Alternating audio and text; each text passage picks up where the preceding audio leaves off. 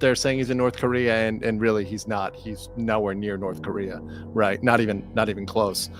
Johnny Somali is claiming that he is now at the North Korean border. I'm still north, near the DMZ.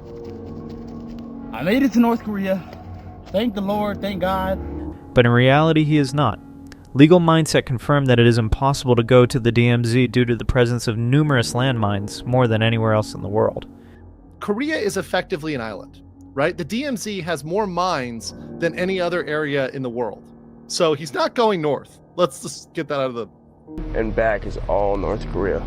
So it's all North Korea, and where we are is sort of one little safe spot, but this is all mined as well, right? Yes, there's approximately, I'm assuming, 1,000 mines within this area alone. The only other option would be to enter China, but would China ever allow an undocumented person to enter? No way. Yeah, he's not to get smuggled out. How? And where would he go? Is he going to go in a fish boat to China? Because that's his really only option. And I don't think China is going to let in an undocumented, American, African, migrant, right? I don't think that's happening. After seeing his video here, a man commented that if Ramsey were really in NK right now, he'd never stream ever again, because with his intelligence and attitude, he'd be cooked there within minutes. Yes, absolutely. And Johnny's apparent lack of awareness of the limits, whether legal or cultural, has already landed him in deep trouble in South Korea, a nation with strict laws, but still a functioning judicial system. A country like North Korea, with its highly authoritarian governance, would likely result in immediate and severe consequences for his actions. Here another one commented that, I visited the DMZ when I was in South Korea in 2019, including going into Tunnel Hash 2. He's an annoying jerk, end of. We'll be interested to see if he actually gets jail time, waste of breath that he is. The individual having visited the DMZ and tunnel. The DMZ, as one of the most heavily fortified borders in the world, symbolizes a place where international respect and solemnity are paramount. A female news reporter asked a South Korean soldier what would happen to her if she went to North Korea. We could walk onto the North Korean side of it. But if I were to do that outside the building, to actually step over that line here, what would happen to me? The soldier replied that they might take her knees down and grab her. What would happen is all these soldiers here would make an attempt to stop you, especially me. And once you get over there, we can no longer help you. What would the North Koreans do? Probably run down there and grab you. Now, considering this response, imagine what they would do to Johnny Somali. If such risks exist for a news reporter, think about the consequences Johnny might face for his actions. Johnny's actions, which often disregard such values, have rightly drawn ire from people familiar with the cultural and historical weight of places like the DMZ. This kind of reaction reflects broader public sentiment. Many find Johnny's antics not only offensive, but also a waste of breath, as the commenter aptly put it.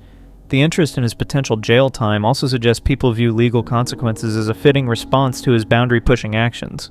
His case continues to highlight the clash between attention-seeking behaviors online and the real-world repercussions they can provoke. Why is he engaging in such bad behavior?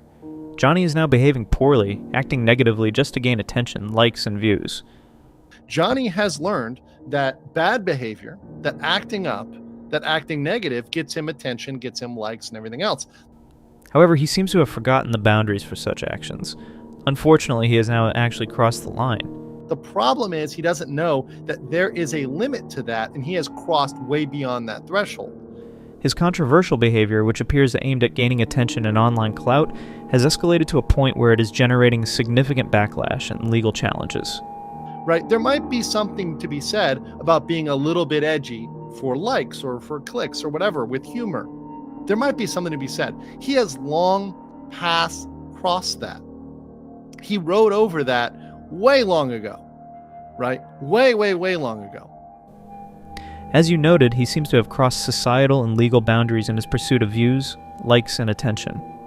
And he's contentiously provoked the South Korean justice system.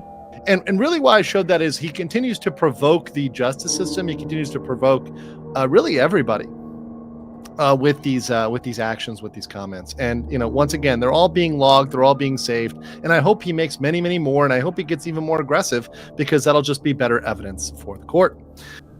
Johnny Somali's options for evading justice are slim. South Korea's legal system is stringent, particularly with offenses involving public order and drug-related crimes. Any undocumented escape to neighboring countries like China is practically impossible, given strict border controls and immigration laws. His behaviors not only tarnish his reputation, but also close any remaining avenues for leniency.